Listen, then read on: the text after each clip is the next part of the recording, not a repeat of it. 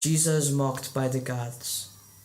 Meanwhile, the men who guarded Jesus were mocking and beating him. They blindfolded him and questioned him, saying, "Hail, prophet, who hit you then?"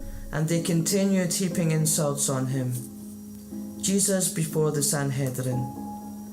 When day broke, there was a meeting of the elders of the people, attended by the chief priests and scribes. He was brought before the council, and they said to him, "If you are the Christ, tell us." If I tell you, you will not believe me, and if I question you, you will not answer. But from now on, the Son of Man will be seated at the right hand of the power of God. So you are the Son of God then? It is you who say I am. What need of witnesses have we now?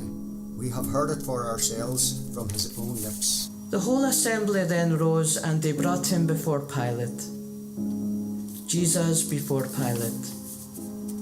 They began their accusation by saying, "We found this man inciting our people to revolt, opposing payment of tribute to Caesar, and claiming to be Christ, a king." Pilate put him this question, "Are you the king of the Jews?" It is you who say it. Pilate then said to the chief priests and the crowd, "I find no case against this man." but they persisted. "He is inflaming the people with his teaching all over Judea.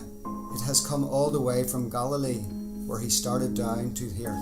When Pilate heard this, he asked if the man were a Galilean, and finding that he came under Herod's jurisdiction, he passed him over to Herod, who was also in Jerusalem at that time.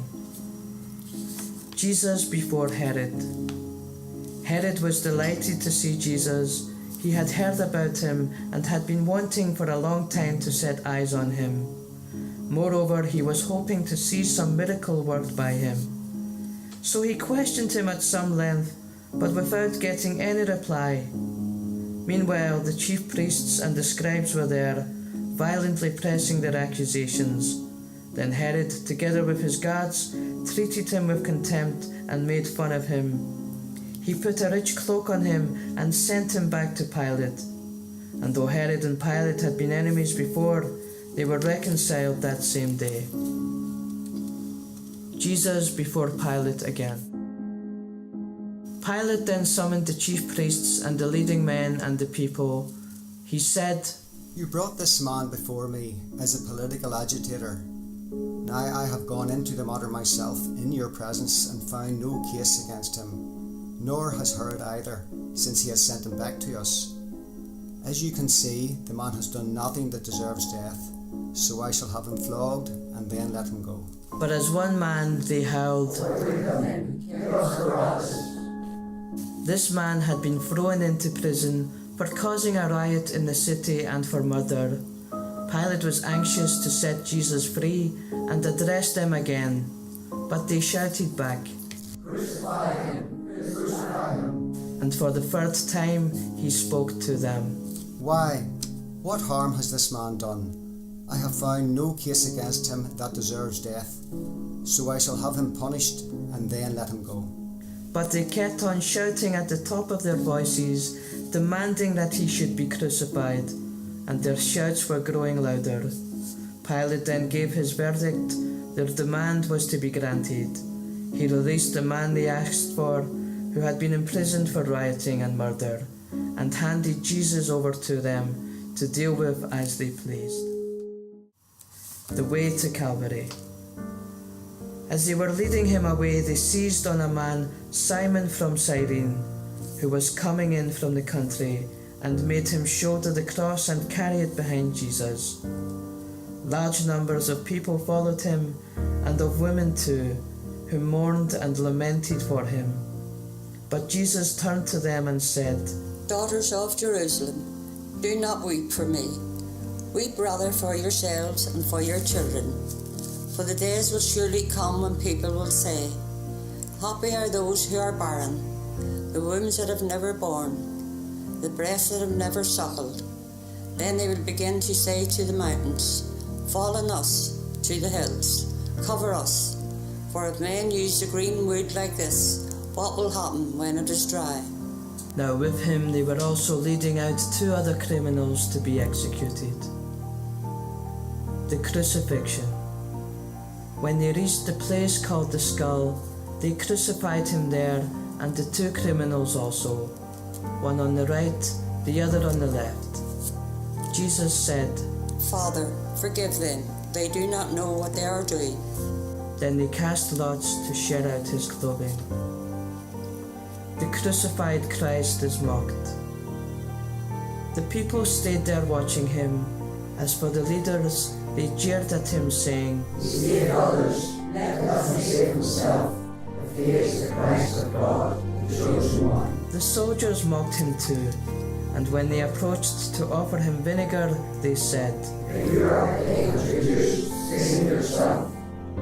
Above him there was an inscription, This is the King of the Jews. The Good Thief. One of the criminals hanging there abused him, saying, Are you not the Christ? Save yourself and us as well. But the other spoke up and rebuked him. Have you no fear of God at all? You got the same sentence as he did, but in our case we deserved it.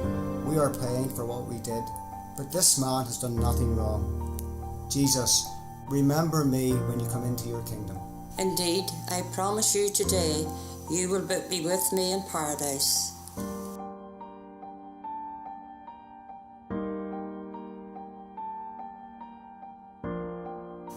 The death of Jesus. It was now about the 6th hour, and with the sun eclipsed, a darkness came over the whole land until the 9th hour.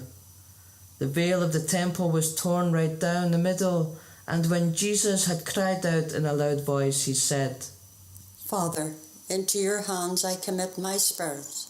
With these words, he breathed his last.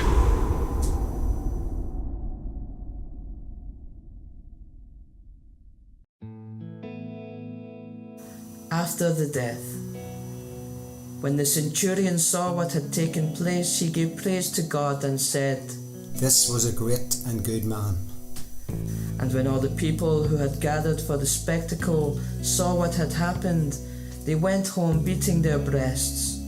All his friends stood at a distance, so also did the women who had accompanied him from Galilee, and they saw all this happen. The burial. Then a member of the council arrived, an upright and virtuous man named Joseph. He had not consented to what the others had planned and carried out. He came from Arimathea, a Jewish town, and he lived in the hope of seeing the kingdom of God. This man went to Pilate and asked for the body of Jesus. He then took it down, wrapped it in a shroud, and put it in a tomb, which was hewn in stone, in which no one had yet been laid. It was preparation day, and the Sabbath was imminent. Meanwhile, the women who had come from Galilee with Jesus were following behind. They took note of the tomb and of the position of the body. Then they returned and prepared spices and ointments. And on the Sabbath day they rested as the law required.